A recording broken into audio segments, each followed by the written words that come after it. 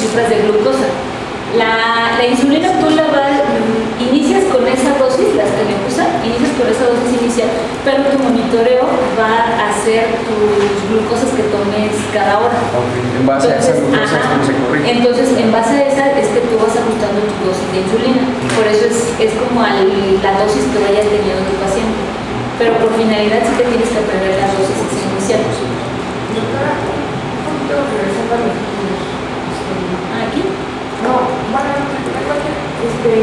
al principio le voy a administrar solución salina. Ajá. Esa es la escena. La única. Es que mira, por ejemplo, para finalidad de guías y de examen sí se administra solución salina, pero ya en la práctica clínica puedes administrar solución Harman o solución salina. No hay. Ajá, ¿cuál es el riesgo de la solución salina? Porque aquí ya ustedes tienen que ver cuáles son los componentes de cada solución cristaloide. El problema de la solución salina es que si ustedes animan desde el principio con solución salina es que van a ocasionar una hipernatremia o una hipercloremia.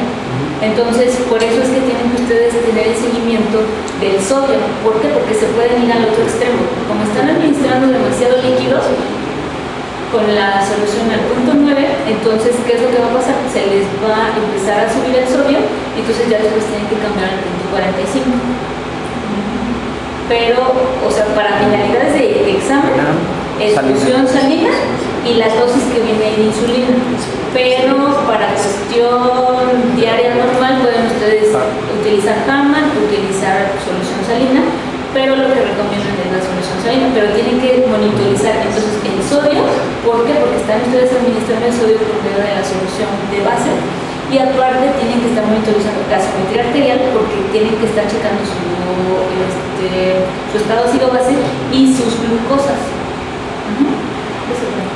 Entonces lo único que me va a hacer que yo cambie de solución Harman o salina es la cantidad de glucosa. El sodio y la glucosa. Y solamente voy a cambiar la glucosa si logra disminuir a 250. Sí.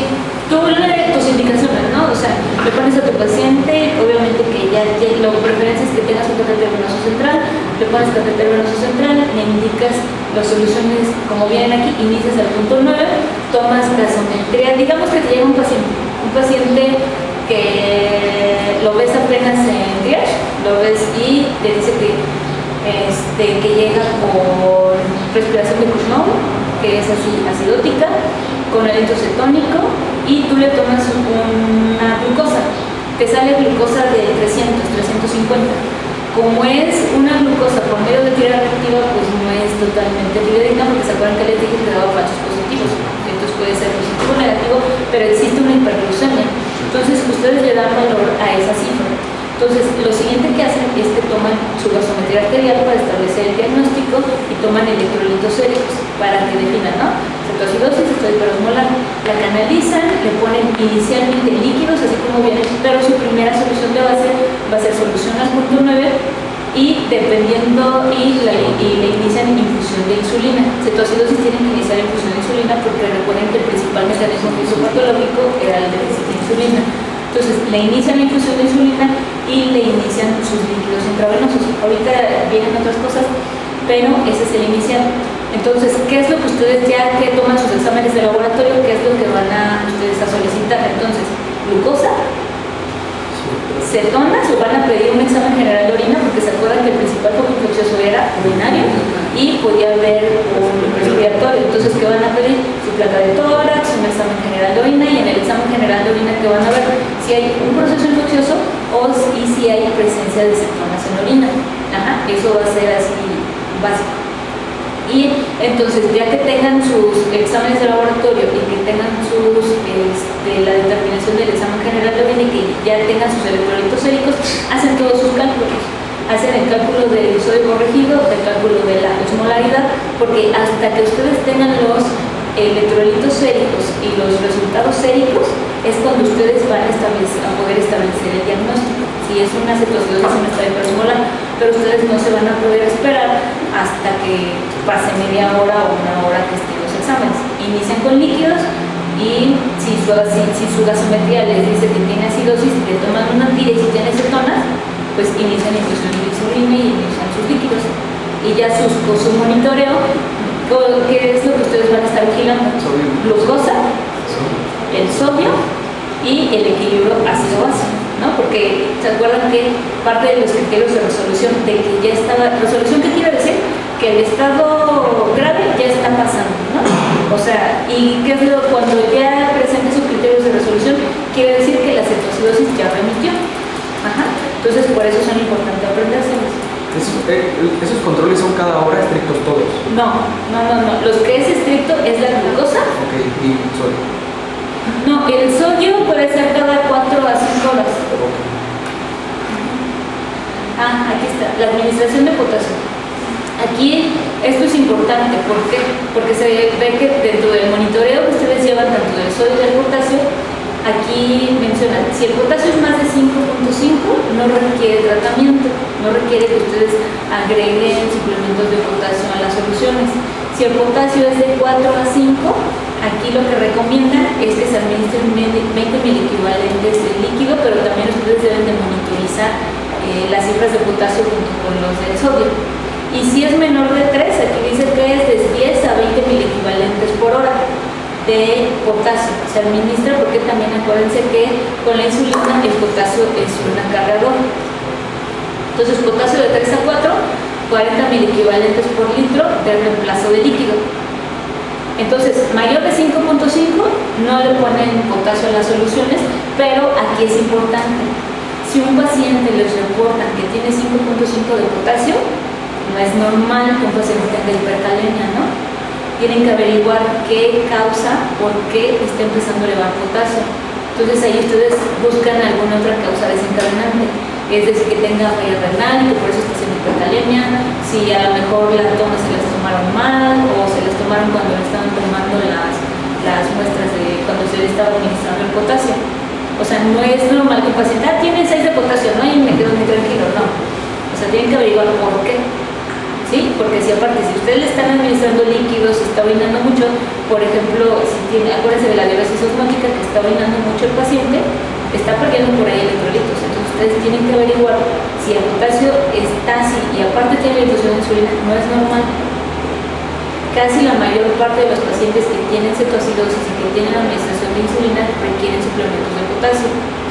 Pero estas cifras es importante que sí se las sepan. Se les tiene que dar los suplementos. Mira, aquí está. De mayor de 5.2, no administrar el potasio, pero checar el potasio sérico con perfil metabólico cada 2 horas. Estar checando si el paciente está orinando o no. ¿Por qué? Si tenemos una diuresis menor de 50 por hora, ¿qué quiere decir? Que el paciente tiene alguna otra causa desencadenante que es lo que está haciendo que está acumulando potasio, ya sea falla renal o que tenga alguna otra cosa. Si el potasio está menos de 3.3, aquí dice 20-30 miliequivalentes por hora hasta que el potasio sea mayor de 3.3. Y si es de 3, dar 20 a 30 miliequivalentes por líquido para mantener entre 4 y 5 miliequivalentes por litro. Entonces, ¿qué es lo que respecto al sodio? Van a cambiar las soluciones de base, si es menor de 250 solución glucosa, van a administrar sus líquidos, van a estar checando el potasio sérico, la glucosa sérica, porque es menor de 250, tienen que cambiar las soluciones.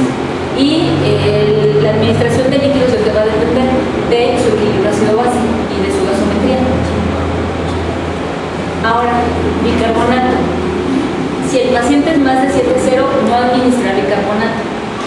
Y si el pH es menor de 7,0, se debe de dar bicarbonato 5 miliequivalentes por kilo. Esta es la presentación del bicarbonato. La verdad es que en cetoacidosis se administra únicamente cuando es una cetoacidosis diabética severa, con pH menor de 7,0. Si no hay pH menor de 7,0, no se debe de administrar el carbonato.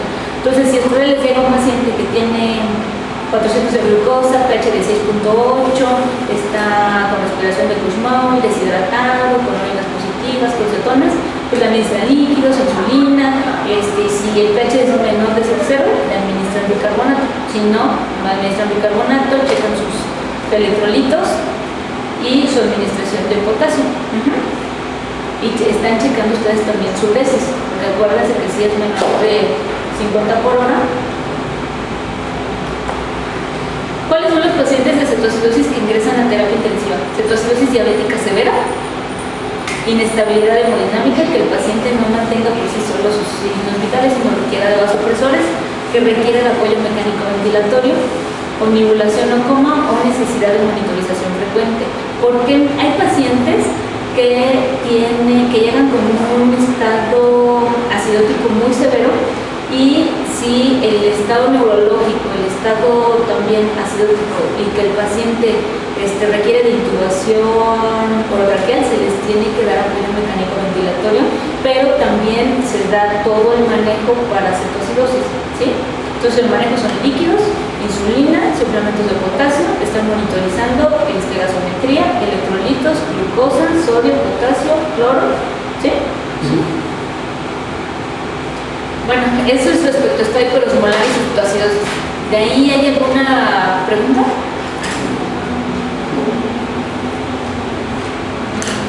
Esas fueron las... Ajá. La otra, sí. Con el potasio. Ajá. Es que no entiendo, pero es que en una diapositiva decía que de 3 a 4 para la culturales. Es que esa varía de la bibliografía. ¿Te das cuenta de dónde lo leas? Varía para la bibliografía, y también aquí en la práctica clínica también va a variar, pero para finalidades de examen es potasio menores de 3.0, requiere suplementos de 20 a 40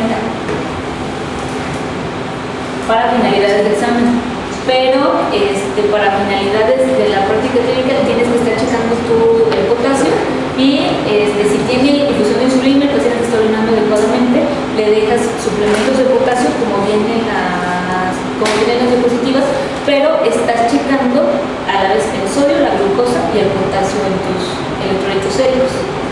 De preferencia en las primeras 24 o 48 horas, son cada 4 a 6 horas los electrolitos. Y tú vas haciendo tus ajustes de acuerdo a tu paciente, pero tienes que estar al pendiente de la cifra que te reporten para ver si haces correcciones en agua o no, pero de lo que habla ahí es de la administración de potasio para la solución de base.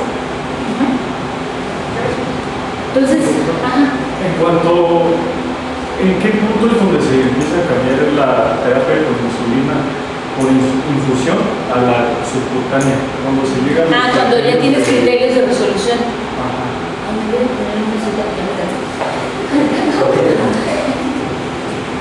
Cuando ya tienes criterios de resolución, ya haces el cambio. Cuando ya tienes criterios de resolución,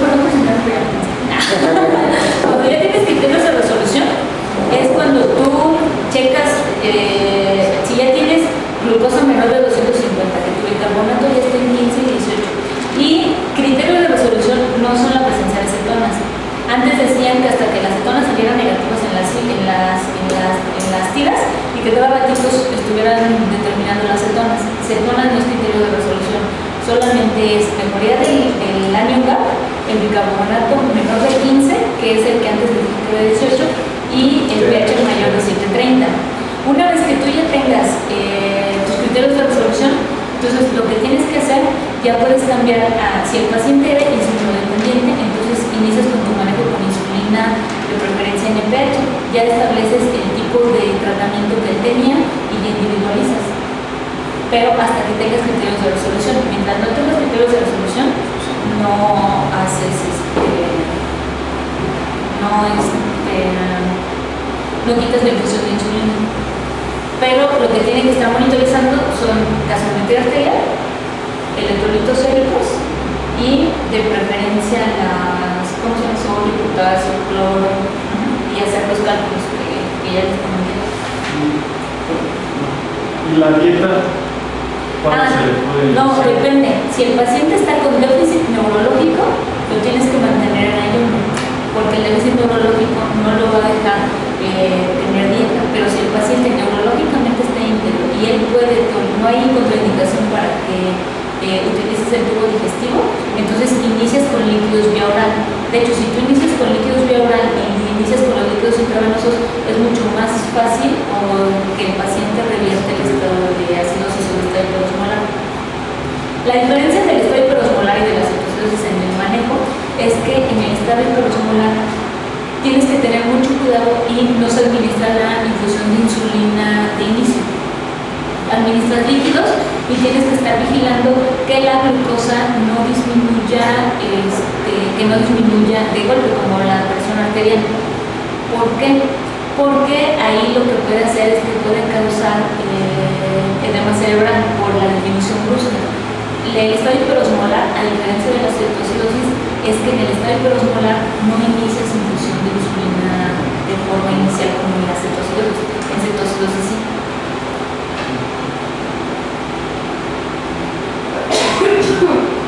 ¿Sí? ¿Sí? Bueno, entonces, respecto a la hipoglucemia, es común en la diabetes tipo 1, especialmente esta es principal causa. Pacientes que reciben terapia con insulina. Esto también puede ser pregunta de examen. ¿Por qué?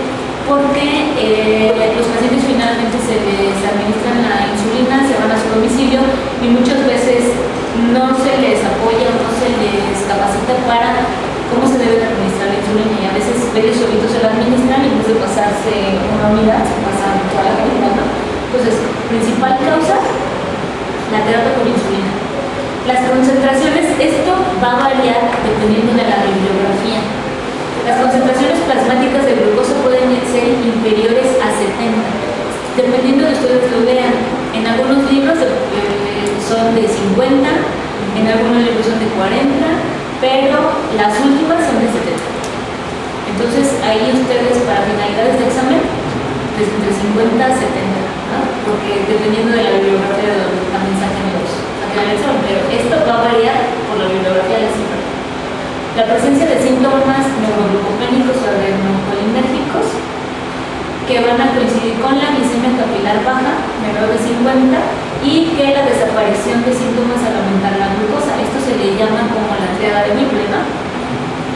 Disminuye la glucosa, le administran ustedes solución de huella de alteraciones en el sensorio, le administran ustedes glucosa y el paciente mejora. La hipoglucemia grave, esto también es importante, clínicamente importante, un valor inferior a 54 miligramos sobre decilitro. Aquí también varía de la bibliografía, pero se va a considerar como grave si es menor a 54.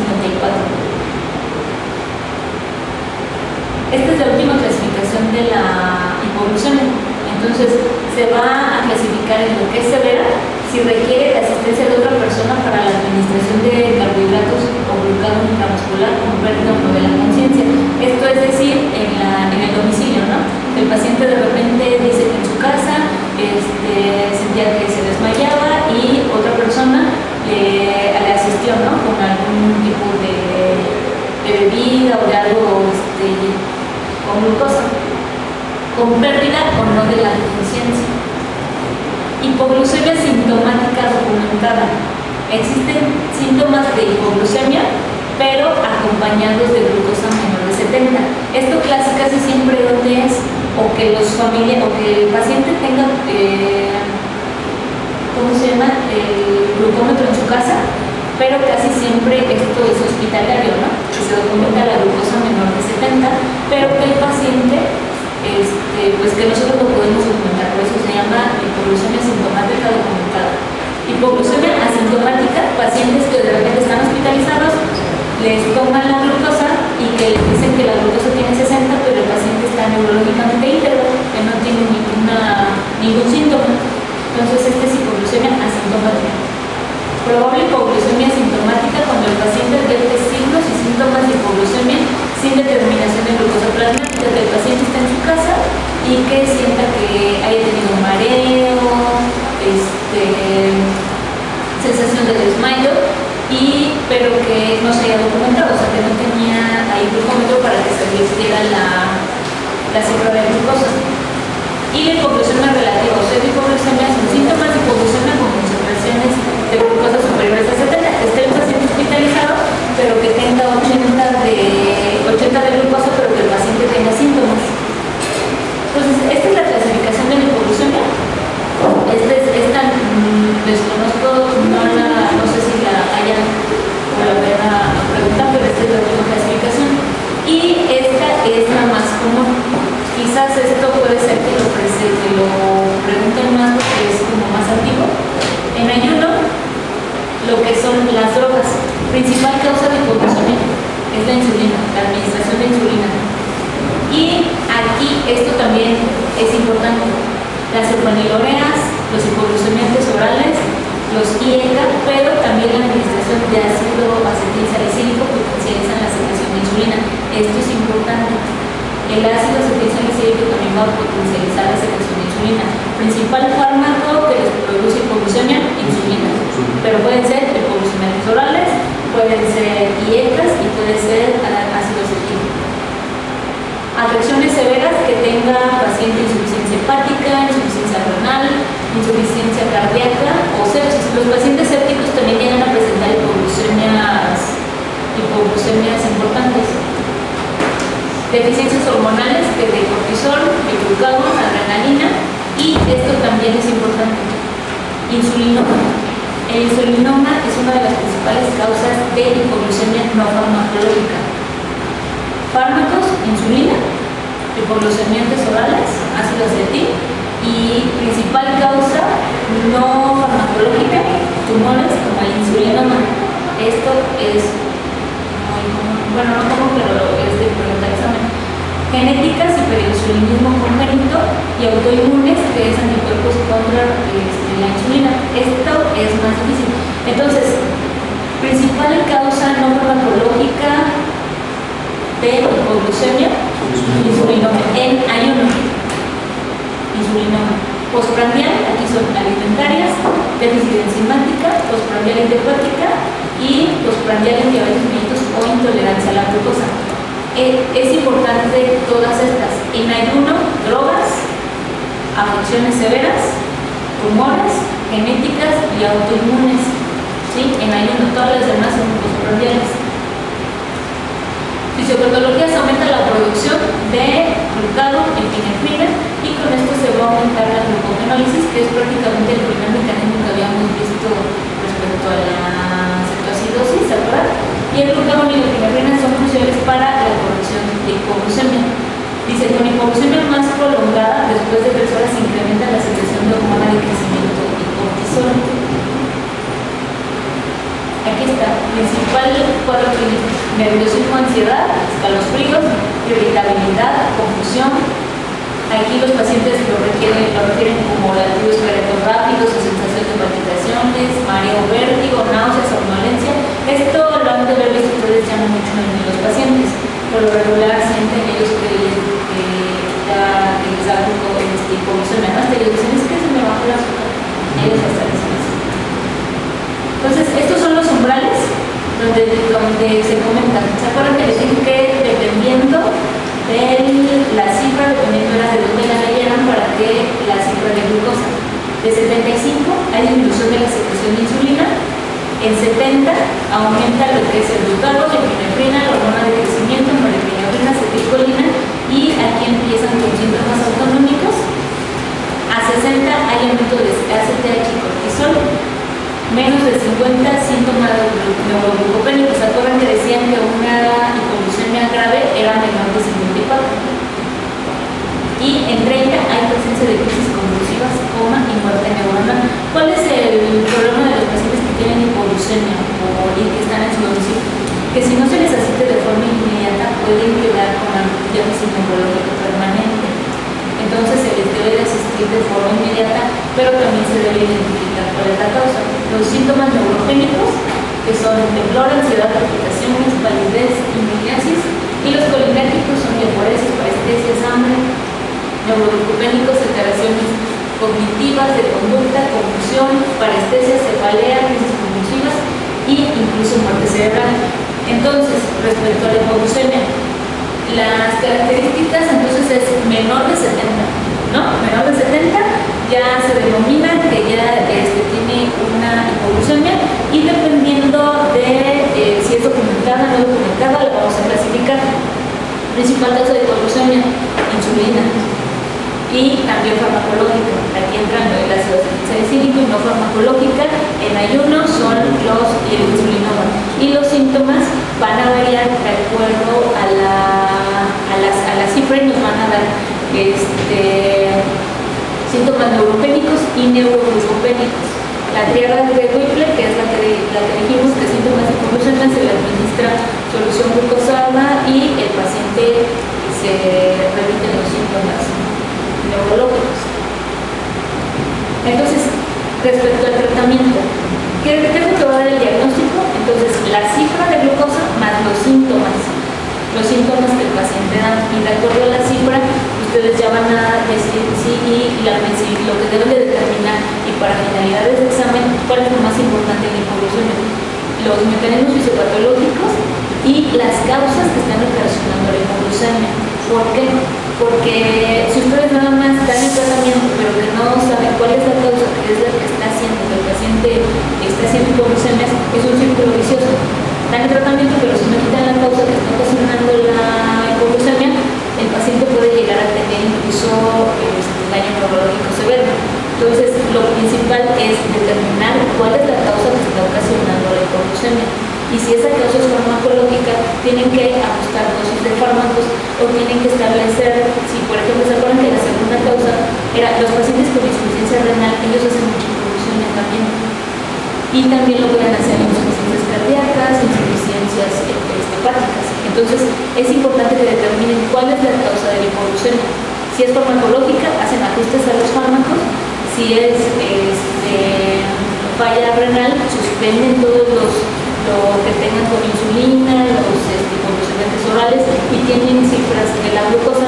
Y si ustedes piensan en que tienen algún insulinoma, tienen que tomar estudios ya de abordaje directo para insulinoma, que es determinación de partidos, y hacer el abordaje directo para insulinoma.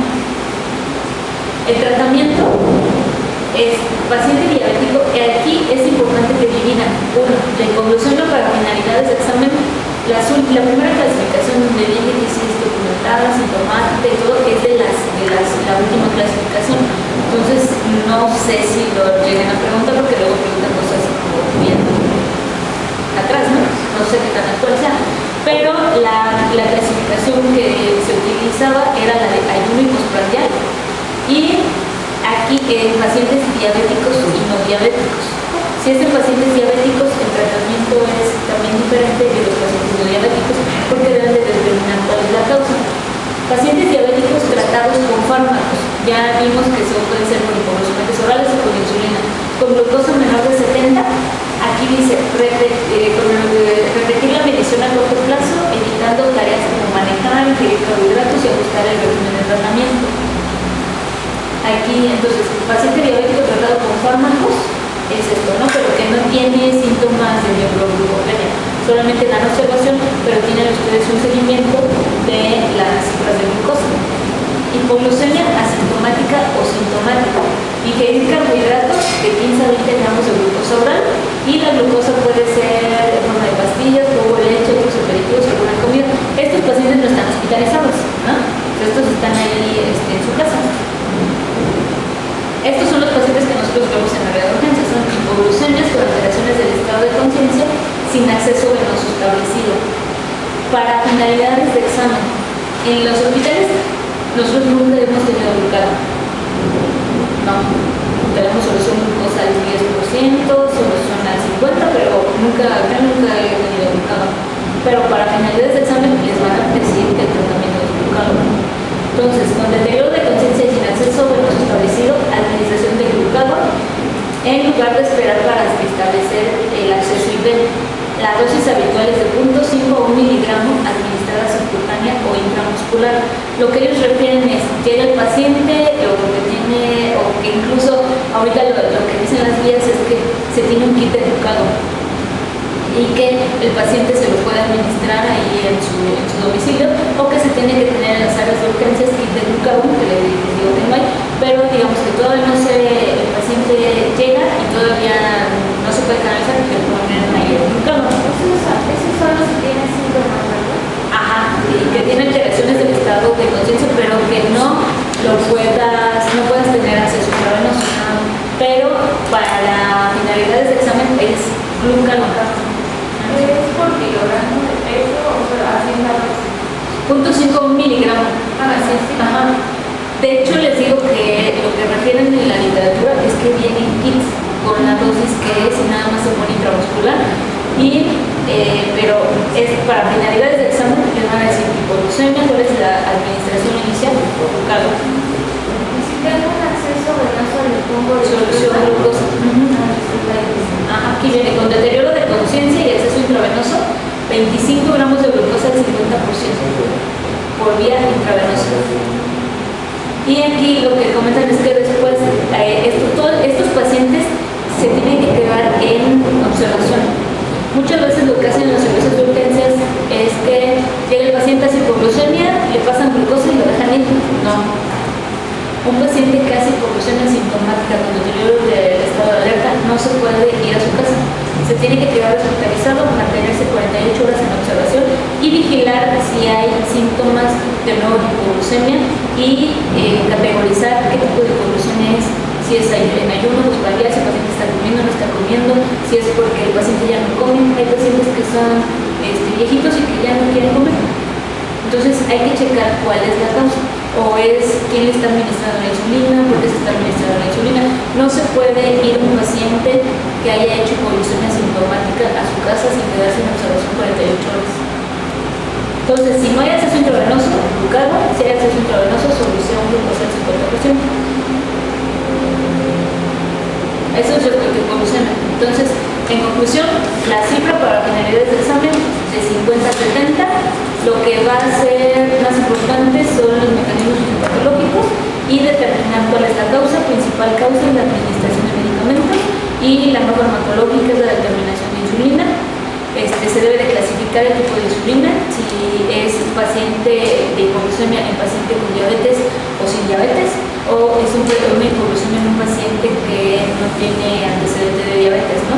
Entonces, si no tiene antecedente de diabetes, se debe identificar cuál es la causa que les está ocasionando la hipoglucemia. Y yo sí les recomiendo que lean insulinoma, porque insulinoma les van a preguntar. Aquí no como parte de nosotros, sino ya como, yo creo que ustedes lo ven como patología y endócrina, no como parte de hipoglucemia. Como parte de hipoglucemia nosotros ya nada más era mencionarlo, pero el insulinoma es muy importante y yo creo que se los puede preguntar, principalmente el diagnóstico, y es de las principales causas no farmacológicas que ocasiona la hipoglucemia. Entonces ese sí es importante que cuando vean no sé si ya lo hayan visto, los temas de endocrino, chequen tanto glucositoma como insulinoma. Son de los dos temas que les pueden preguntar. Eso fue entonces respecto al metabolismo de la glucosa. Respecto al metabolismo de la glucosa, entonces crisis hiperglicémicas, que es el cetoacidosis, el osmolar y la hipoglucemia. ¿Sí? Al final me tienen que decir todo lo que ya les dije como muchas veces. Entonces, tormenta tiroidea. Respecto a la tiroides, vamos a tener dos urgencias que son características, lo que es la tormenta tiroidea y el coma mixedematoso. Prácticamente de lo que son las tiroides son los extremos tanto de hipertiroidismo como de hipotiroidismo. Entonces, tormenta tiroidea, definiciones: la tirotoxicosis son manifestaciones de cantidades excesivas de hormonas tiroideas, hipertiroidismo, alteraciones que resultan de la sobreproducción sostenida de la hormona de la glándula tiroides, que yo creo que ustedes ahora que vieron también los temas de endocrino han de haber visto tanto hipertiroidismo como tirotoxicosis. Y tormenta tiroidea, que es prácticamente el tema, que es el empeoramiento extremo de la tirotoxicosis. Esto también es importante que se lo aprendan como definición. La tormenta tiroidea es la urgencia más importante del hipertiroidismo. Entonces, respecto a la tormenta tiroidea, incidencia es el espectro de las emergencias endócrinas. La tormenta tiroidea representa una de las situaciones más críticas. ¿Por qué? Porque es de las situaciones que puede llevar a la muerte del paciente. Su incidencia ha mostrado ser menor del 10% en pacientes hospitalizados por tirotoxicosis, pero la mortalidad se produce en 10 y 30%. Esto también depende de dónde lo lean, porque en algunas bibliografías viene que del 30 al 70%. O sea, son cifras así muy extremosas. Entonces, es una patología súper importante porque sí ocasiona la mortalidad de los pacientes que llegan a presentar tirotoxicosis. Se trata de un desorden raro, agudo, severo, ocasionalmente iatrogénico. Aquí lo mencionan porque prácticamente a veces puede ser por tratamiento se le dan las dosis adecuadas de sus fármacos, y está causado por la liberación excesiva de hormonas tiroideas y el aumento de la actividad simpática. La etiología, esto también es súper importante. Principal causa de tirotoxicosis y de tormenta tiroidea, enfermedad de Graves. Esto es súper importante. No obstante, también puede producirse en adenoma tóxico o bocio multinodular tóxico. Esto sí puede ser pregunta de examen, porque es la principal causa que les lleva a una tormenta tiroidea. La enfermedad de Graves, el adenoma y el bocio multinodular. Esto es lo más común. El hipotiroidismo no tratado, pacientes que a lo mejor ni siquiera se conocen como hipertiroideos y que no han recibido tratamiento, y si se precipita más a menudo por daños sistémicos como cirugía o trauma. Esto también, antes o las estadísticas previas decían que la principal causa en pacientes que presentaban tormenta tiroidea eran en pacientes con cirugía o con pacientes con trauma. Pero también lo pueden presentar infartados, tromboembolia pulmonar, cetoacidosis diabética, paro, infección severa o estrés. Obviamente no paciente hipertiroideo. También esto es importante, descontinuación abrupta de fármacos, pacientes que son hipertiroideos y que suspenden de manera brusca su tratamiento y que de repente se lo dejan de tomar porque ya se cansaron, porque se olvidaron de las dosis y que se lo dejan de tomar por tiempo. Excesiva ingestión de la administración intravenosa de yodo, también es importante. Amiodarona, ahorita les voy a comentar algo de amiodarona, pero esto sí lo deben de subrayar. Son de las principales preguntas que les pueden hacer. La terapia con yodo radioactivo y el uso de sobrofenilina y salicilatos. Esto lo deben de grabar. Interrupción de fármacos, la administración de yodo, amiodarona y salicilatos. Cirugía de tiroides. Entonces, ¿qué es lo que principalmente les puede desencadenar una tormenta tiroidea? Que hayan suspendido el medicamento, que el paciente se haya sometido a alguna cirugía, algún trauma, o que esté tomando también medicamentos. Entonces, cuando ustedes tienen un paciente con hipertiroidismo y que les llega a presentar estos síntomas de tormenta tiroidea, tienen que checar, uno, qué tipo de medicamento y dosis que estaban recibiendo de hormonas tiroideas, cuándo fue la última suspensión, tipos de medicamentos, porque a veces son pacientes cardiópatas que también tienen amiodarona, que también tienen sus hormonas tiroideas, que también les dan aspirina, que entonces tienen que checar todos los antecedentes que tenga el paciente, pero para finalidades de examen tienen que recordar esto: administración de yodo, amiodarona, salicilatos y cirugías. ¿Cuáles son los factores precipitantes? Infecciones es el más común. Causa de infecciones en cetoacidosis, infecciones en estado hiperosmolar, infecciones en tormenta tiroidea. Principal causa que va a desencadenar una tormenta tiroidea en un paciente hipertiroideo son las infecciones. Los que le siguen, cirugía tiroidea o extratiroidea. ¿Sí? Aquí ya vemos los demás que ya mencionamos: abandono al tratamiento con yodo, que también ya lo mencionamos, administración de fármacos con yodo, contrastes radiológicos también pueden desencadenar una tormenta, y la amiodarona. ¿Por qué la amiodarona? Porque va a inhibir la conversión de T4 a T3. Esto también es importante. Principal causa que les va a desencadenar una tormenta: infecciones. Segundo, las cirugías, abandono del tratamiento y fármacos, amiodarona, yodo. Ingesta de hormonas tiroideas y la ingesta de simpático-miméticos. Y otros procesos, estos pueden ser cualquiera, ¿no? Insuficiencia cardíaca, enfermedad cerebrovascular, tromboembolismo, infección intestinal, cetoacidosis, hipoglucemia. Esto los puede presentar prácticamente pues cualquier paciente, pero estos son para finalidades de examen. Se atribuye a la producción excesiva de la hormona tiroidea con un incremento de T3 o de T4 como causa de la tormenta, disminuida de TSH y aumento de la T4. Aquí está. Manifestaciones clínicas son los signos y síntomas exagerados de tirotoxicosis, que es lo que vimos en la definición. Estos son los síntomas: estado mental alterado, agitación, labilidad emocional, delirio, convulsiones y movimientos anormales. Si ustedes ven estos síntomas, no piensan inmediatamente en un tormenta tiroidea, ¿no? Entonces también lo dicen la hipoglucemia, glucemia y en todos los demás, pero hay características que ahorita les voy a decir. Aquí está, diaforesis excesiva, hipertermia, hipertensión y arritmias. Ahorita les voy a mencionar la escala que es la que se utiliza para el diagnóstico de la tormenta tiroidea, pero esto es importante porque son los extremos excesivos de los síntomas de hipertiroidismo, que es la hipertermia, hipertensión y la presencia de arritmias. Cuando ocasionan disfunción autonómica, hipotensión y colapso cardiovascular, pero esto ya en complicación ya posterior, pero estos son síntomas característicos. Y las principales alteraciones electrolíticas: hiperglucemia, hipercalcemia y leucocitosis. Ahorita más adelante viene la escala, que eso también se la deben de aprender. Entonces, estas son las etapas según este autor, y se clasifica en etapa 1, 2 y 3. La etapa 1, taquicardia, que es lo que les comentaba, característico de hipertiroidismo, ¿no? La tormenta tiroidea son síntomas exagerados de hipertiroidismo. Entonces es taquicardia más de 150 por minuto, puede haber arritmia, hipertermia, diarrea profusa, deshidratación, aumento del temblor, agitación o hiperquinesia.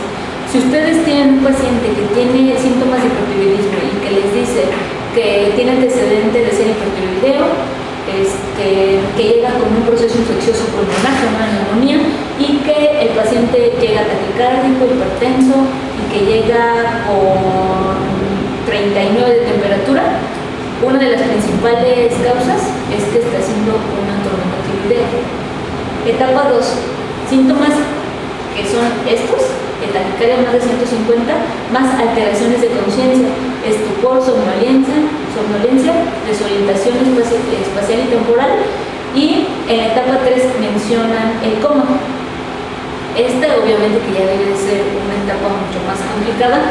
Casi siempre cuando acuden a valoraciones es en etapa 1, 2, porque con estas frecuencias los pacientes sienten palpitaciones.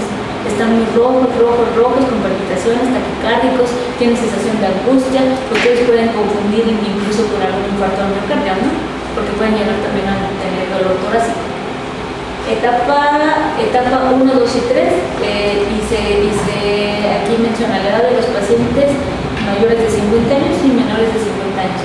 Y esta es la escala que se utiliza, también se las pueden preguntar, que es la de Bucci-Bartowski. Y esta escala les da una puntuación dependiendo de los síntomas que tenga su paciente. Entonces, los principales síntomas, ya les decía que era la temperatura. Por cada cifra de esta temperatura, les van a dar un puntaje. De acuerdo a la cifra que tenga su paciente, ustedes le van a asignar un puntaje y al final van a hacer una sumatoria de todo esto y les va a decir si puede ser o no una tormenta tiroidea. Afectación del sistema nervioso central, agitación, delirio y coma, también les va a dar el puntaje. Frecuencia cardíaca de 99 a 109, de 110 a 119 y mayor de 140 les da 25 puntos. Insuficiencia cardíaca, edemas, líneas de Kerley, edema agudo de pulmón, fibrilación auricular, diarrea, náuseas, vómitos, dolor abdominal y ictericia. Estos síntomas tienen mucha significancia si el paciente ya tiene el antecedente de hipertiroidismo. ¿Por qué?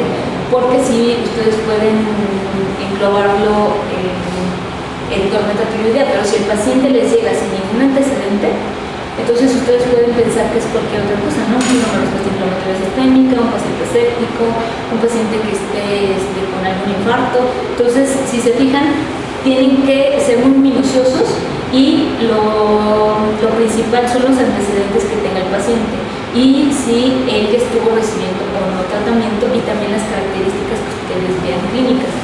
Si el paciente tiene antecedente de hipotiroidismo, sí lo sospechan de forma inmediata cuando ven esas características, pero si el paciente no tiene antecedentes, es difícil porque podemos pensar que puede ser otro diagnóstico. Pero esta es la escala y la puntuación. Diagnóstico de crisis tirotóxica, 45 puntos, altamente sugestivo, de 25 a 44 posible y menos de 25 improbable. Entonces, ustedes de acuerdo a las manifestaciones clínicas le van dando el puntaje y si ustedes tienen paciente hipertiroideo, que ya con hipertermia, taquicardia, con antecedentes de enfermedad de Graves, que tienen un foco infeccioso urinario, pulmonar y que les da 50, o sea, que es bien, pero pues no es bien tan fácil de los pacientes. El diagnóstico es leucocitosis, puede haber aumento de las enzimas hepáticas, hiperglucemia, hipercalcemia, que estos también no son característicos y los pueden presentar en cualquier otro padecimiento. Le van a tomar placa de tórax, pero buscando el foco infeccioso desencadenante, porque su principal causa es las infecciones. Entonces van a hacer abordajes buscando focos infecciosos. Electrocardiograma, esto también es importante. Principal manifestación es fibrilación auricular. Alteración electrocardiográfica en un paciente con tormenta tiroidea es la fibrilación auricular.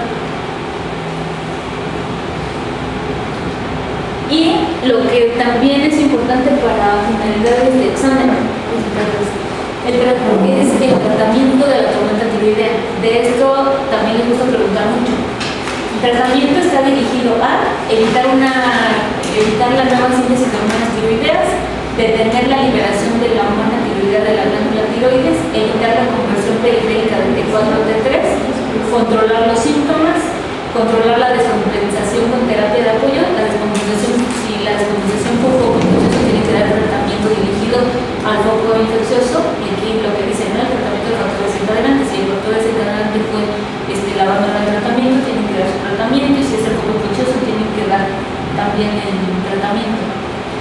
Esta también es importante, esta diapositiva. El tratamiento va a ser betabloqueadores, una antiamida, solución de yodo, los agentes de radiocontraste iodado, glucocorticoides y secuestrantes de ácidos biliares. Esto les gusta mucho preguntarlo. Los betabloqueadores, ¿por qué se le van a dar? Porque va a controlar los signos. Ahorita se les voy a dar uno por uno para que los repasen. Pero va a controlar los signos y signos inducidos por el aumento del tono adrenérgico. ¿Por qué? ¿Se acuerdan que llega con taquicardia, frecuencias mayores de 150? Entonces lo que ustedes tienen que hacer es bloquear la respuesta adrenérgica que tiene el paciente.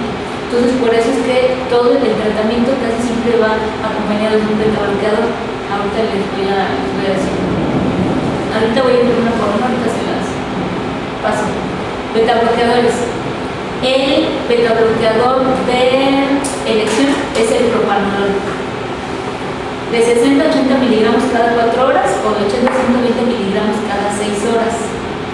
Se puede utilizar atenolol, metoprolol y también se puede utilizar esmolol, pero medicamento de elección, propanolol, de 60 a 80 miligramos cada 4 horas.